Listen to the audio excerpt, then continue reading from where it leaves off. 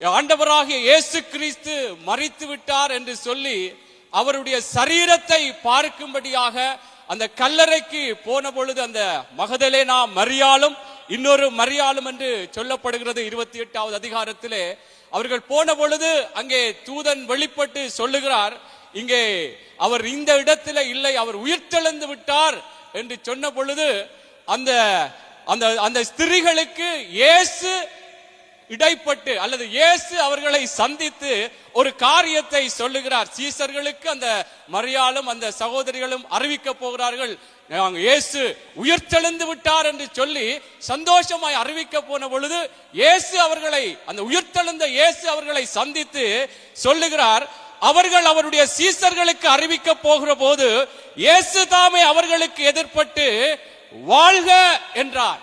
ஆமென், அல்லேலூயா, வாழ்க என்று சொன்னார்.